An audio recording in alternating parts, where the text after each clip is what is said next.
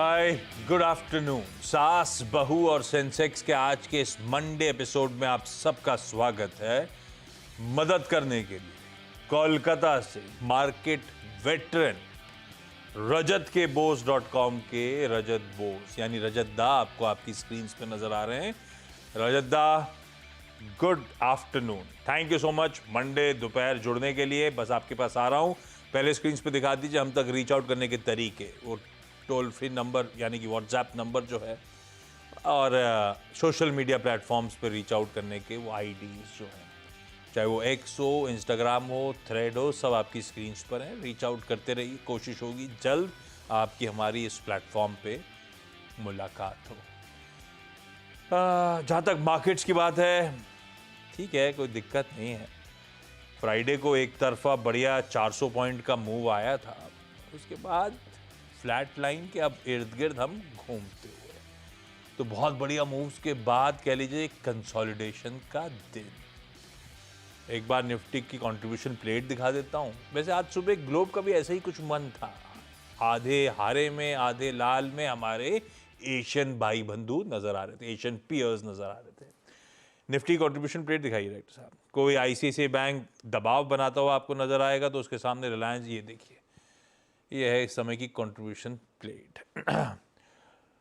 ठीक है, अच्छी बात यह है कि ब्रॉडर मार्केट्स में तगड़ा स्ट्रेंथ है, 3:1 एडवांसेस के फेवर में। तो लार्ज कैप्स फ्राइडे के मूव्स के बाद आज जरूर कंसोलिडेट कर रहे हो, लेकिन बाजार में कोई लेट डाउन नहीं है। स्ट्रॉन्ग मोमेंटम है, स्टॉक स्पेसिफिक मूव्स तगड़े हैं, और जितने शेयर्स ट्रेड हो रहे हैं 75%, 3/4 इन ग्रीन ट्रेड कर रहे हैं। यह है असली बैरोमीटर मार्केट्स का, बढ़िया हेल्दी। रजदा, निफ्टी पर आप लोग का व्यू क्या बन रहा है? 24,500 के ऊपर की वीकली क्लोज और उसके ऊपर ही कंसोलिडेट करते हुए भारतीय बाजार, कैसे अप्रोच करोगे आप निफ्टी को?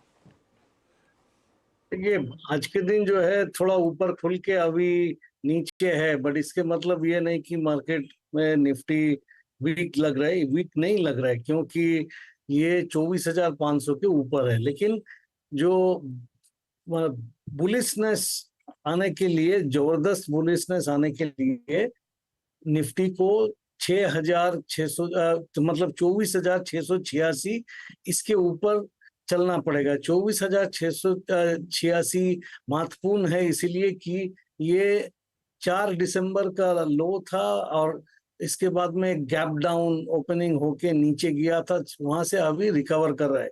तो मोटा मोटा आप सोच लीजिए कि 24,700 के ऊपर जाने से ये बुलिश बनेगा, और जब तक ये 24,300 नहीं तोड़ देते तब तक कोई खतरा नहीं है। और अगर कोई नेगेटिव कुछ सोचना पड़ेगा तो 24,000 के नीचे इंडेक्स को जाना पड़ेगा। जब तक नहीं जाता है तब तक आप देखिएगा कि नीचे जाते ही बाइंग आ जाएगा। वो 3-4 दिन का करेक्शन, साइडवेज करेक्शन हो सकता है, लेकिन देखिए बात यह है कि 1 लाख करोड़ से भी ज्यादा पैसा बैठा हुआ है निवेश होने के लिए, तो यहाँ से नीचे जाने का संभावना बहुत ही कम है। ऊपर कितना चलेगा वही बात है। तो अगर कोई कारण से 25,000 के आसपास पहुंच जाए तो 25,080 से लेके 25,115 रेजिस्टेंस का काम करे। Buy on dips should be the strategy. Buy on dips होनी चाहिए हमारी रणनीति। चलिए सवाल जवाब के सिलसिले की शुरुआत कर रहा हूं। आज हैदराबाद, गाजियाबाद और हरियाणा जाना है। सब जुड़ चुके हैं स्क्रीन पे। हैदराबाद से मनीषा मदाने जुड़ती हुई। Manisha ji, good afternoon. पूछिए अपना पहला सवाल। सर, हैप्पी रक्षाबंधन आपको सबसे पहले। थैंक यू मैम, आप सबको। Thank you sir. मेरा पहला स्टॉक है महाबैंक है सर। मैंने लिया है 73 पे लिया है और क्वांटिटी है 1350। 73 पे 1350, 10 रुपए का, 11 रुपए का लॉस। क्यों लिया था मनीषा मैम? ट्रेडिंग का मन था या लॉन्ग टर्म के हिसाब से उठाया हुआ है? सर, मैंने लॉन्ग टर्म के हिसाब से लिया था और हाँ। मैं फंस गई हूँ। चाहे तो मैं एवरेज कर सकती हूँ, और एवरेज करना भी है तो कितनी क्वांटिटी में एवरेज करना है ये भी मतलब मुझे थोड़ा सा सजेशन दिया तो अच्छा रहेगा। रजत दा, गाइड करिए भाई। 1350 का ट्रांच है मेरे पास, 11 रुपए का लॉस हो रहा है। लंबी अवधि के लिए लिया था, अच्छा लगता है तो मैं बनी रहूंगी, कोई दिक्कत नहीं। अच्छा लगता है एवरेज करना है तो आप बता दो, और करना है तो 1350 के बाद कितनी और क्वांटिटी, पैसे की ऐसा लगता है कि कमी नहीं है, आप बोलो बस। बात यह है कि इन्होंने 3 जून का तारीख पे खरीदे थे और उस दिन जो ये हाई बनाया, अभी वो 52 वीक हाई है, तो 52 वीक हाई पे खरीदने के बाद में नेक्स्ट दिन उतना नीचे देखा उन्होंने, पकड़ के रखा है, यही बहुत अच्छा है। अभी देखिए मैम, ये ऊपर तो जा सकता है, अभी थोड़ा बहुत रिकवरी का सिग्नल तो दे रहे हैं, लेकिन जब तक ये 64-65 ये जो लेवल है, इस स्तर पे कुछ सप्लाई प्रेशर फिर से आ सकता है, वो आने की काफी जोरदार संभावनाएं है।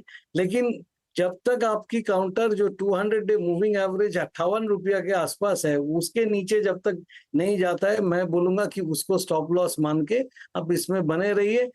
फ्रेश बाइंग कर सकते हैं, लेकिन अगर कोई कारण से 65 रुपया पार नहीं करे तो आप फिर बेच पाओगे उसको। अगर वो आप कर पाएंगे तो आप यहाँ पे एवरेज कर सकते हैं, और नहीं तो ये जो 64-65 का लेवल है उसको पार करने के बाद ही आप एवरेज का सोचिए। ये है मनीषा मैम आपकी बैंक ऑफ महाराष्ट्र पर स्ट्रैटेजी। गाजियाबाद से प्रियंका गुप्ता जी जुड़ती हुई। Priyanka ma'am hi, good afternoon Priyanka ma'am. Priyanka ma'am आपकी पहली क्वेरी। हैप्पी रक्षाबंधन सर आपको। Thank you so much ma'am, बताएं। जी, मैंने फ्यूचर्स में बाय किया है ग्रासिम इंडस्ट्रीज, 2571 पर एक प्लॉट लिया है। मैंने स्विंग टारगेट 2750 का सोचा है, तो क्या मेरा अचीव हो पाएगा इस मंथ में? 2571 पे फ्यूचर खरीदा हुआ है, और आपके स्विंग के टारगेट्स क्या हैं? 2750 के टारगेट के लिए मैंने लिया है, तो हो पाएगा? 2750 के टारगेट्स? जी जी। ओ, बड़े एग्रेसिव टारगेट्स हैं। रजत दा, पहले तो कैसा लग रहा है? ग्रासिम इंडस्ट्रीज फ्यूचर्स में खरीदा हुआ है और बढ़िया सा टारगेट भी सेट है, दिख रहा है क्या वो लक्ष्य आता हुआ? देखिए, मैं ग्रासिम स्पॉट प्राइस के ऊपर बेस करके मेरा राय दूंगा। ग्रासिम फ्यूचर्स इसलिए मैं नहीं बोलूंगा कि मैं सेबी के नियम के अनुसार NISM जो डेरिवेटिव्स एग्जाम होता है वो हम नहीं क्लियर किया है, मतलब बैठा ही नहीं, तो इसीलिए फ्यूचर्स लेवल तो हम बोल नहीं पाएंगे। बट डेफिनेटली एक चीज दिखाई दे रहा है कि इसमें थोड़ा सा रियरगार्ड एक्शन, मतलब नीचे से बाइंग होके ऊपर जाने की चेष्टा पे है, लेकिन आज के दिन थोड़ा फिर नीचे गया है। ये 2680 का लेवल, यहाँ पे 20 डे मूविंग एवरेज है, ये 2680 का लेवल अगर पार करके चल पाए तो ऊपर की तरफ थोड़ा मूवमेंट हो सकता है, लेकिन ओनली पुल बैक ही एक्सपेक्ट कीजिए, ज्यादा ऊपर जाएगा ऐसा उम्मीद मत कीजिए। अगर आपका टारगेट 2750 नहीं होके, मतलब स्पॉट प्राइस पे 2720-30 का रखेंगे तो वो मीट होने की ज्यादा चांसेस। स्टॉप लॉस कहाँ लगाएं? फ्यूचर का मामला है, इसमें स्पॉट प्राइस 2575 के नीचे स्टॉप लगा के, अभी तो शायद उसके नीचे ही चल रहा है। 2570 में चल रहा है। 2490 मैक्सिमम स्टॉप लॉस। हाँ, ये आपने NISM का डेरिवेटिव्स वाला क्यों नहीं करा? आप तो ऐसे ही बिना पढ़े पास हो सकते थे। देखिए, वो आशीष जी, मैं आपको एक चीज कहना चाहूंगा। हाँ, पर परीक्षा तो मैंने 3 बार रिसर्च एनालिस्ट का दे चुके हैं, वो 3 बार में अच्छी नंबर लेके पास किए, बहुत अच्छा है। लेकिन ये NISM का जितने एग्जाम है फ्यूचर्स और ऑप्शंस के ऊपर में हम दे सकते हैं, बट प्रॉब्लम ये है कि आपको इतना ये सब रिकॉर्ड्स रखना, ये सब करना, इतना वो उतना हम नहीं करना चाहते। वो माने रेगुलेटरी कंप्लायंस, या वही कंप्लायंस इतना ज्यादा है कि वो हम काम करें कि कंप्लायंस करें। ये बहुत लोग कहते हैं। ठीक बात है। हरियाणा से प्रियंका पुनिया मैम। प्रियंका मैम, हरियाणा में कहाँ से? सर, मैं भिवानी में रहती हूँ फिलहाल। वैसे मैं बॉम्बे में रहती हूँ काम के चक्कर में। This is my home town, so I have shifted here for a few months. आप काम मुंबई में करते हो और होम टाउन आपका हरियाणा में है? हाँ जी। Oh great. वापसी कब हो रही है? लंबी छुट्टी पे हो गया आप? सर मैंने वर्क ब्रेक ले रखा है because I am exploring an idea of opening my own clothing brand, तो उस चक्कर में मैं इधर between Bombay and Haryana I keep on shopping. तो मुंबई वाला काम छोड़ दिया है? हाँ जी। वर्क ब्रेक मतलब छोड़ दिया है?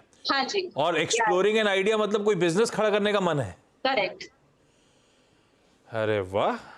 और ये क्लोथिंग वोथिंग मतलब आपने सब रोड मैप तैयार है सारा? Yes, roadmap is ready. Plus, since I'm इधर हरियाणा में हूँ, तो यहाँ पे नॉर्मली जो होम टाउन है हमारा, काफी लोग दे नो हाउ टू वो सिलाई करना and all, but they don't know larger scale में कैसे करें। तो आई एम ऑल्सो थिंकिंग कि बॉम्बे में anyways it's very expensive, so why not give them also an employment and business wise also I think it's a good idea. Beautiful. Priyanka ma'am, पहला सवाल। Sir मेरे पास Carborundum है, 100 शेयर्स हैं 1790 के price पे। 1590 पे? 1790 या 1790 या और 1550 पे चल रहा है। करेक्ट। तो क्यों लिया था? लॉन्ग टर्म के लिहाज से लिया था या ट्रेडिंग का मामला फंस गया? नहीं, लॉन्ग टर्म ही, लाइक 1-2 इयर्स का आई वाज थिंकिंग, बट हाँ काफी हाई पे ले लिया, उसके बाद इट स्टार्टेड ड्रॉपिंग, अभी तो गिर ही रहा है। तो आई वांट टू नो कि अगर मैं इसको और होल्ड करूं इवन इफ लाइक 6 months और अ ईयर। ठीक है, आप रख सकते हो, बस है सही स्टॉक या नहीं ये जान लिया जाए। वैसे ट्रेडिंग वाला है ही नहीं, वॉल्यूम होते ही नहीं इसमें ज़्यादा।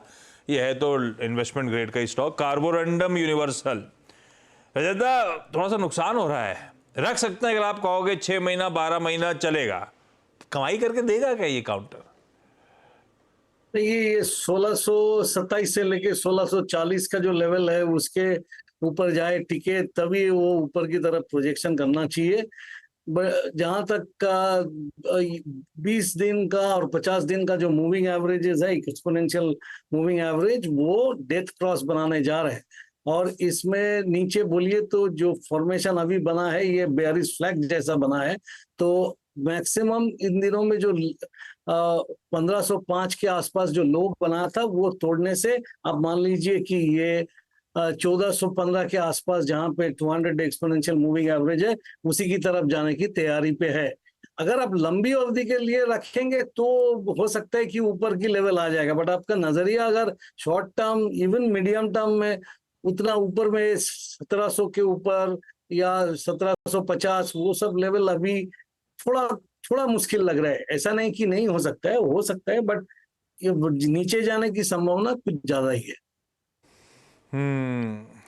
डेथ क्रॉस अब रहेगा नहीं, वो फिजिकल टेक्निकल पैटर्न है। हम रिटेल डर जाएंगे रजत, डेथ क्रॉस सुन के लगता है सब गया इसमें, पर ठीक है, थोड़ी सी दिक्कतें हैं, नियर टर्म चैलेंजेस हैं कार्बोरंडम यूनिवर्सल के साथ। मनीषा मैम, अगला सवाल। यस सर, मेरा अगला सवाल है अनुज सर के लिए है। मैं अनुज अरे सर की अनुज बड़ी सर को फैन कहां से हूँ। लेके आऊं मैं?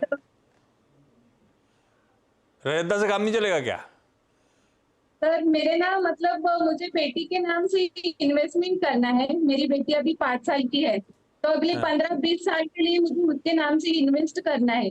तो वो इन्वेस्टमेंट ETF में सही रहेगा या SIP में सही रहेगा? अभी किससे पूछवाऊं? अनुज जी है नहीं, रजत दा दिख रहे हैं, पूछूं किससे? अनुज सर नहीं है। अच्छा चल रुकिए, डायरेक्टर साहब जोड़िए भाई अनुज जी को। हाँ लीजिए, जुड़ गए। अनुज जी, हमारे साथ हैदराबाद से मनीषा मदाने जी हैं, कुछ बेटी के फ्यूचर रिलेटेड सवाल पूछ रही है। मनीषा मैम लीजिए, अनुज सुन रहे हैं आपको, सवाल फिर से पूछिए अपना। ओके अनुज सर, नमस्ते सर, मैं आपकी बड़ी फैन हूँ। नमस्ते मैडम। नहीं, सवाल सुना मैंने आपका। आपकी बेटी 5 साल की है। हाँ। क्या नाम है आपकी बेटी का? कृषि का है सर, ये मेरी बेटी है सर, अभी देख रही है ये। अच्छा, तो अभी तक आपने क्या क्या इन्वेस्ट किया उनके लिए? हाँ सर, दूसरी कर रही हूँ उसके नाम से इन्वेस्टमेंट, लेकिन अभी भी थोड़ी ज्यादा शायद तो मतलब ज्यादा करने की सोच रही हूँ। तो 15-20 साल के लिए मुझे कौन सा मतलब अच्छा रहेगा इन्वेस्टमेंट के लिए? ठीक है, नहीं सवाल सुना मैंने आपका। अच्छा एक बात बताइए, आपने सुकन्या समृद्धि अकाउंट खोला उनके लिए? हाँ सर, खोल दिया है वो तो। चलिए, तो बहुत अच्छी चीज़ है। तो इसका मतलब एक तो आपने टिक किया।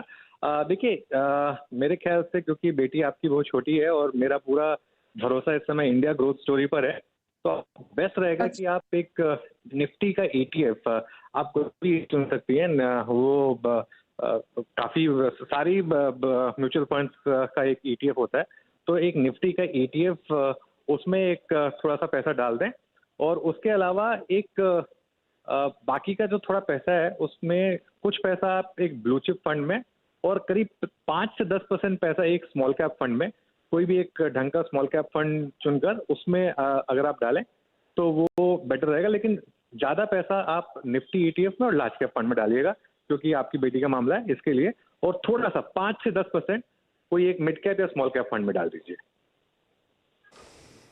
Perfect Anuj ji, thank you so much. लीजिए Manisha ji, hope that answers your query. चलिए, अच्छा, ओके प्रियंका जी, अगला सवाल आपकी तरफ से। ये सर मेरे पास जोमेटो के 50 शेयर्स हैं 215 के प्राइस पर, तो मेरा 2 से 3 साल का व्यू है, तो उसको रखना चाहिए, पोर्टफोलियो स्टॉक बनाना चाहिए। एंड प्लस मेरा एक और क्वेश्चन था कि नेक्स्ट मंथ मैं फ्यूचर्स ट्राई करूं तो पिडीलाइट और एयरटेल में से which one is better, which one is नहीं, जोमेटो सवाल समझ गया मैं, दूसरा सवाल क्या क्लब करा आपने?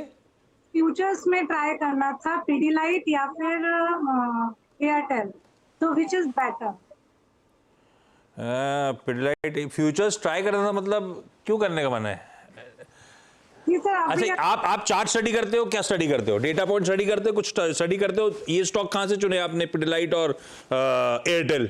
RSI पैटर्न पर वो सपोर्ट पर आया है 40 RSI, मैं आप फॉलो करती हूँ, तो उसी वजह से मुझे लगता है Pidilite is value buy and Airtel is very bullish, तो I think I should go for it. तो दो में से मुझे कौन सा बेटर लग रहा है, मतलब बेटर। सेकंड सवाल पहले पूछ लेता हूं। रजत दा, मैम ने अपनी स्टडी करी, पिडलाइट और एयरटेल दोनों बड़े इंटरेस्टिंग जंक्चर पे खड़े हैं, इनके हिसाब से तेजी आने वाली है, फ्यूचर खरीद लेना चाहिए। इनमें से अगर आप भी मानते हो इनमें से किसी में दमखम है तो कौन सा स्टॉक है और किसका फ्यूचर खरीदना मेरे लिए बेहतर होगा?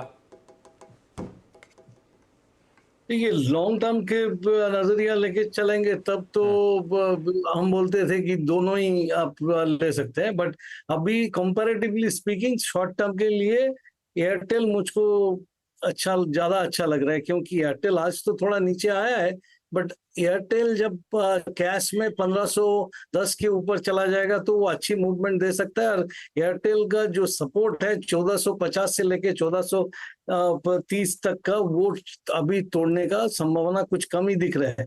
और जहां तक आपका पिडीलाइट का सवाल है, पिडीलाइट एक्चुअली क्या है कि ये रेंज बाउंड फ्लैट ये दे रहा है।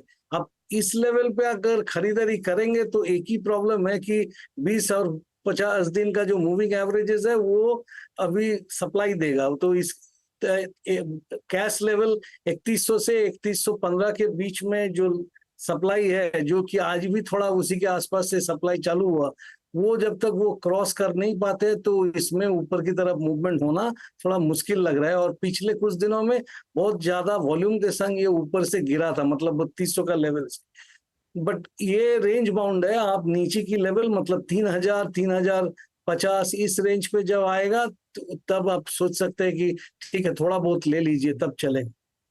ध्यान रखिएगा भाई फ्यूचर्स में। प्रियंका मैम, अगला सवाल। सर नेक्स्ट पास IRCTC के 100 शेयर्स है एट द प्राइस ऑफ 1046।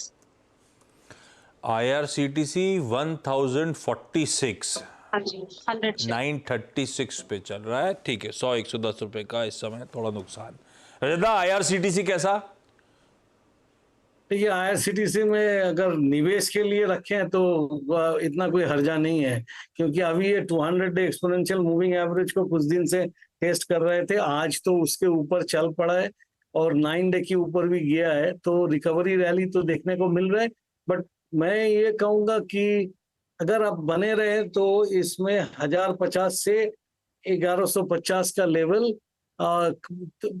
3 महीना के अंदर आने की संभावना दिख रहा है, क्योंकि यहाँ से बाउंस करके वहां तक जाता है, उसके बाद में अगर चल पाए तभी ऊपर का प्रोजेक्शन किया जा सकता है। बट फिलहाल 1050 टू 1150 आप टारगेट मान के इस लेवल पे खरीदारी कीजिए। 900 के नीचे स्टॉप लॉस लगाइए, बढ़िया है। ओके, ये हो गई सबकी क्वेरीज। मनीषा जी, प्रियंका जी, अच्छा 2 प्रियंका जी थी, सॉरी, तो आप लोग तो कंफ्यूज हो रहे होंगे। प्रियंका गुप्ता थी और प्रियंका पुनिया थी, सॉरी, इसीलिए जब मैं प्रियंका बोला तो 2 प्रियंका जवाब देनी थी, सॉरी। लेकिन आप सबका जुड़ने के लिए धन्यवाद। रजत दा, थैंक यू सो मच जुड़ने के लिए। क्विकली थोड़ा सा ब्रेक के उस पर एक क्विक मार्केट चेक। चलिए, ब्रेक के बाद आप सबका स्वागत है और स्वतंत्रता दिवस के शुभ अवसर पर सीएनबी सेवाज आपके लिए एक खुशखबरी लेकर आया है। 31 अगस्त और 1 सितंबर को होने वाले मार्केट गुरुकुल के लिए आ गया है खास इंडिपेंडेंस डे ऑफर, जहां आपको रजिस्ट्रेशन पर मिल रहा है पूरे 30% का डिस्काउंट। तो जल्दी कीजिए, कहीं ऑफर छूट ना जाए। कूपन कोड freedom30 का इस्तेमाल कीजिए और उठाइए इस मौके का फायदा।